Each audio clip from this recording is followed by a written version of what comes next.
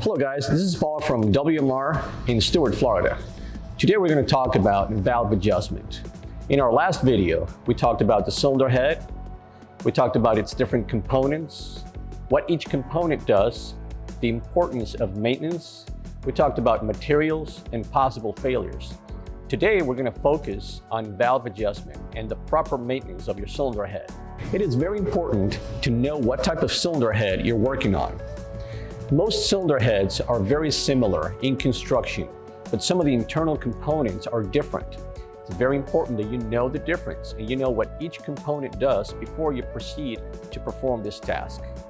In this case, we have a KTM Husqvarna style cylinder head. It's very similar to your Japanese cylinder heads. However, some of the internal components are different. It's important that you know what those components do. I'm going to show you what they are. Remove your camshaft cap. Remove your camshafts. This is where they get different. This little device right here is called your finger follower. It pivots on a shaft, and when the camshaft rotates and one of the camshaft lobes pushes down on it, that pushes down on the valve, making the valve actuate open, and then it returns to its closed position after the camshaft's rotated. That's a very convenient system because it makes it easier for valve adjustments. It's a very durable system. The cam followers have a special coating on them that makes them very, very strong, sometimes making the valve adjustment times a little longer than a regular shim under bucket style. It's very important to check your components after disassembly. This is the perfect time to make sure that you inspect each and every component of your valve train to make sure that there isn't any abnormal wear or a tell sign that there's something wrong going with the rest of the motor. When you take your camshaft caps, you want to inspect this area right here. That's called your camshaft journals. This is what contacts the rotating shaft of the camshaft. It has to be very clean. It has to be of a consistent shape. Some discoloration is okay, but if you see signs of scoring or material transfer, that's a sign that there is either a starvation for oil or overheating. Next, you want to check your camshafts themselves. This area right here is the area that contacts the cylinder head. It rotates and it floats in a very, very thin film of oil. If you don't have enough oil because of any reason, your camshaft journal will start transferring material onto the camshaft itself. It'll start scratching and scoring, and that'll lead to catastrophic cylinder head damage. You also want to check your camshaft lobes. Your lobes are going to be contacting the finger follower. You want to make sure you have a nice even surface. There's no scratches or scoring. And just make sure it looks good overall. Next, we proceed to inspect our exhaust camshaft. Some cylinder heads have an exhaust camshaft that had a decompressor attached to it. The decompressor is a special device that allows the camshaft to push lightly on one of your exhaust valves during the first revolutions of your motor when you're trying to start up the engine. What this does is it allows some compression to leak out, making it easier for the motor to spin.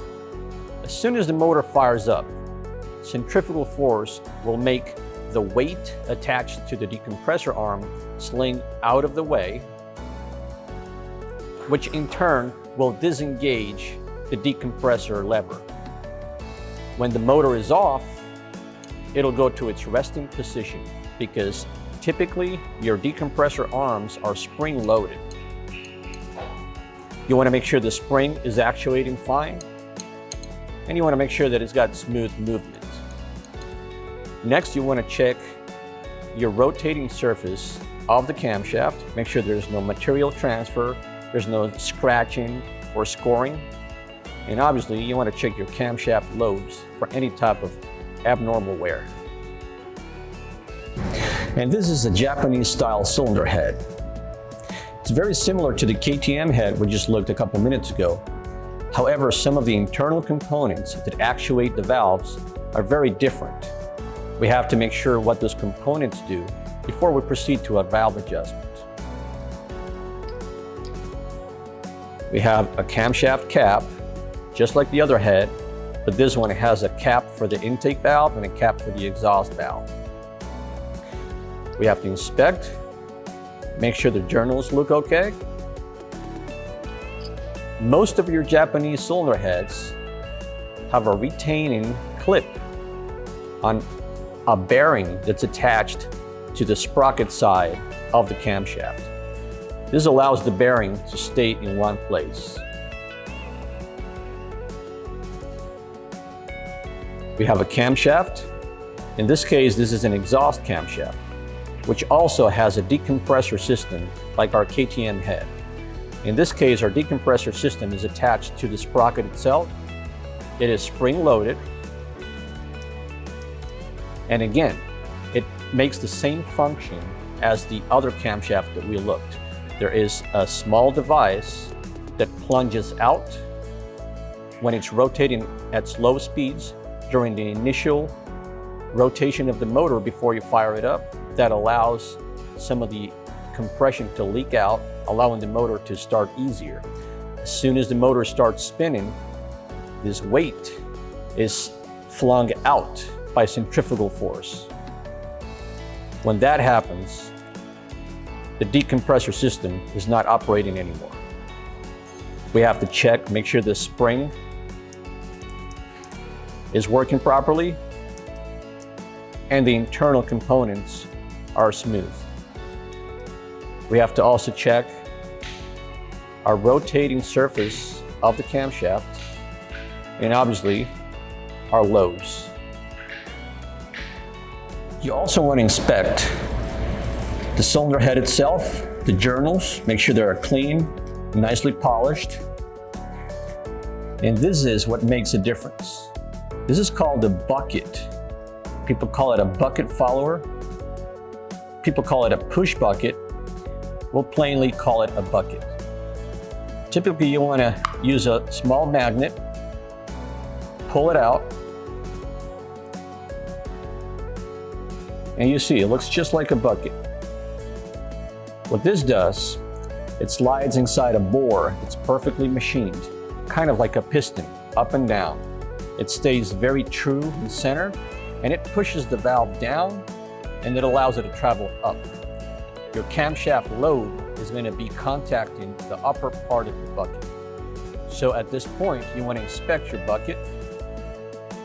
Make sure the skirts have a uniform color and a uniform feel to it. Make sure the upper part is not worn out, dished, scratched. You also want to look at the color. If you see a very deep, dark, bluish discoloration, that's signs of overheating. So you have to see what else is happening with the motor. Next, we take our shim out. This little device is what we're going to use to adjust the valve gap in our cylinder heads. The shims come in different sizes, different thicknesses. Some manufacturers have their own proprietary size and thickness, and most of them are interchangeable between brands. You have to make sure that you use the correct size and the correct diameter. We have seen catastrophic cylinder head damage because people have used the wrong diameter shims in the wrong diameter retainer. So this is our KTM Husqvarna style cylinder head. We have the camshafts out, and notice how we have a finger follower instead of a bucket, and immediately underneath it we have our shim. Again, KTM is very specific about what shim they want to use in their motors. The shim has a very specific diameter, and it comes in different sizes. We have tons of shims of different diameter, sizes, and thicknesses in stock. This is a very important step on your valve adjustments. You have to make sure that you know exactly what kind of shim your motorcycle takes. We have our 7.48 shims, 9.48 shims. These two shim diameters are typically used on your Japanese-style motorcycles. But KTM has a proprietary shim that they use on their motorcycles. They're 8.88 millimeter diameter. You have to be very careful not to change the shims from manufacturer to manufacturer because you could have catastrophic engine damage. Once you check one of the valves and you've chosen the correct filler gauge that fits in there, make sure to write down that information. Make a nice diagram showing intake valves, exhaust valves, and manufacturer specs. So it's easy for you to refer to your chart when you're going through this process. And now we proceed to inspect the valve gap. I recommend you start with the thinnest filler gauge that you have in your set. You slide it in between the lobe and the finger follower. If it goes in too easy, then you go to your next size up. You keep doing that until you cannot go in anymore. Once you get to that point, you go back to one step under it, and that should be your valve gap. You want it to feel snug, but still going. After you get your camshafts out of the head, we're going to proceed to remove our shim. You get your finger follower out of the way, use your magnet, take the shim out. And the next immediate step is to measure the shim. Some shims are going to have a number that's etched or stamped on it. That's a reference. Sometimes there's a little bit of wear in the shim that makes a different size. So it's always a good practice to measure the shim either with a micrometer or a set of dial calipers. And now we proceed to measure the thickness of the shim that we just removed. Sometimes you're going to see a number that's stamped or etched in the shim. I would still measure it to make sure that the number is consistent. You can use a set of micrometers, or you can use a set of dial calipers. After we remove the shim, we proceed to measure it and record the size. In this case, we have a 2 millimeter shim. And remember, the valve gap that we measured before was a 0.10 millimeter gap. In this case, we have a 0.10 millimeter valve gap. The manufacturer recommends 0.10 to 0.15. So we are well within spec. If your valves were too tight out of the spec or too loose out of the spec, then we proceed to the next step, which would be doing a very simple formula to choose the correct size shim to correct the gap. This is the formula that's going to make it very easy for you to choose your desired shim size to adjust the valve gap. You want to take your measured gap, which is what we first measured with the feeler gauge, plus the shim thickness. Remember, we pulled the shim out and we measured it with the micrometer or dial calipers. And then you get a result. Make sure that the units of measure are consistent. If your measured gap was in millimeters, your shim thickness has to be in millimeters. If you measured it in inches, keep the shim thickness in inches as well. You have a result from the sum of these two values. Then you take that result and you subtract the desired shim size that you want. So again, you take your measured gap, which is the measured gap that you measured with your feeler gauge. You take your shim thickness, which is the thickness that you measured with your micrometer or dial calipers, and that gives you a result. You take that result and you subtract from the desired valve gap or valve clearance that you want. This will give you a consistent result and it's going to put you within the manufacturer specs every time. After we've chosen the correct shim to adjust our valve gap, we put the shim back on the retainer. Make sure that the shim is fully seated inside the retainer. Kind of rotate it with your finger a little bit to make sure it's free. After you do that, you flip the finger follower back down and you proceed to assemble your camshafts. Make sure to tighten up your camshaft cap in the sequence that the manufacturer requires and to the correct torque. After you do that, you proceed to check your valve clearance one more time. Make sure that you're within the range that you desire to get. The same thing applies for your Japanese style cylinder heads. You measure the valve clearance between the camshaft lobe and the top of your bucket. Once you get that clearance written down, remove the bucket, remove your shim. You measure the thickness of your shim. You use the formula, perform the calculation.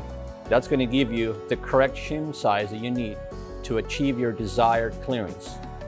Once you get that, put your new shim back on top of the valve, making sure it's fully seated. Take your bucket, lubricate the skirts of the bucket, slide the bucket down, proceed to assemble your camshafts. Please note that some of the Japanese style cylinder heads have a ball bearing on the sprocket side of the camshaft. This ball bearing usually uses a retainer half clip. It's very easy to allow this clip to fall down and lose it. Make sure you put the clip back on, make sure it's fully seated, and when you proceed to put your camshaft cap back on, there's a slot. It's going to fit perfectly on that clip. Once you get everything together, torque it, tighten it to the specific manufacturer request, and recheck your valve clearance again. And that wraps up our cylinder head valve adjustment video. If you guys have any questions, would you like to book an appointment to get your cylinder head serviced or a valve adjustment on your motorcycle? Please give us a call at WMR or visit us online. Thank you. See you next time.